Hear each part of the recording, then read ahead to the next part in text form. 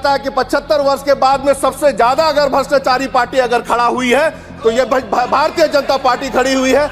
इसे ये चाहे जितना भी लपेट ले, शहद में चाहे जितने भी लपेट ले, इनकी सरकार ईडी सीबीआई और इनकम टैक्स की वजह से चल रही है, वरना ये सामने किसी भी पार्टी से लड़ने के लिए इनमें दम नहीं है। माननीय हेमंत सोरेन जी झारखंड में झुके नहीं और आदिवासी का जो व्यक्तित्व है उन्होंने दिखाया। हम भ्रष्टाचार नहीं करते हैं, इनसे बड़ा भ्रष्टाचारी कोई नहीं हो सकता है जितना judiciary, executive, income tax, CBI, ED का इन लोगों ने मिसयूज किया है।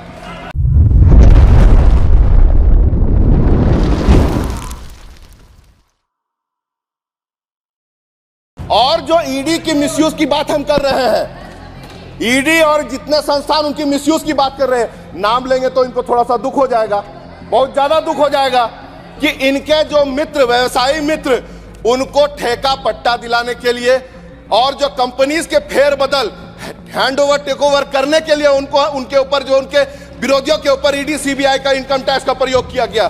कहां से ये अपने आप को भ्रष्टाचार मुक्त कर रहे हैं? मुझे लगता है कि 75 वर्ष के बाद में सबसे ज्यादा अगर भ्रष्टाचारी पार्टी अगर खड़ा हुई है तो ये भारतीय जनता पार्टी खड़ी हुई है। इसे ये चाहे जितना भी लपेट ले, शहद में चाहे जितने भी लपेट ले, इनकी सरकार ईडी सीबीआई और इनकम टैक्स की वजह से चल रही है, वरना ये सामने किसी भी पार्टी से लड़ने के लिए इनमें दम नहीं है। फेलियर्स पे फेलियर्स है, लेकिन एक्सेप्ट करने की कोई इनको इच्छा नहीं है। ईडी का जो मिसयूज है, एक श्वेत पत्र उस पर भी होना चाहिए।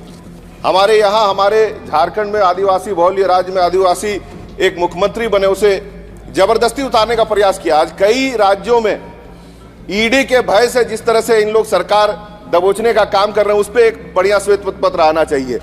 लेकिन माननीय हेमंत सोरेन जी झारखंड में झुके नहीं और आदिवासी का जो व्यक्तित्व है उन्होंने दिखाया, बिना झुके उन्होंने दिखाया कि इनके सामने नहीं झुकेंगे।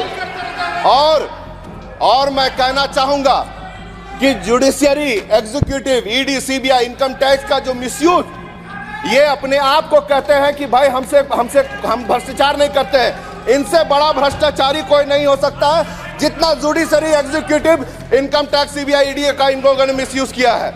10 साल बनाम ये शुरू से बता रहे हैं, 10 साल बनाम ये शुरुआत से कर रहे हैं। जब से देश आजाद हुआ था, उस समय की परिस्थिति क्या थी, उस समय की परिस्थिति क्या थी और किस तरह से उस समय उन लोगों ने देश को आगे बढ़ाया।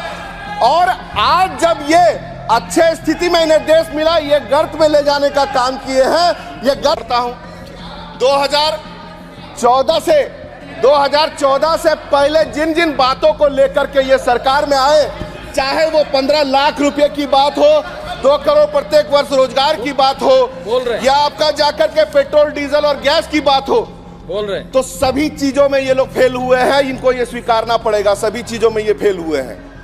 और उसके बावजूद तो देश की व्यवस्था जो बनाई गई थी, रिजर्वेशन क्यों दिया गया सर? रिजर्वेशन इसलिए दिया गया जो हजारों साल से जिन पे जो है अत्याचार हो रही थी, उस समाज को आगे लाया जा सके, चाहे वो एसटी हो, एससी हो, ओबीसी हो। प्राइवेटाइजेशन के माध्यम से इन्होंने सबसे ज्यादा उनका हक मारने का काम किया है।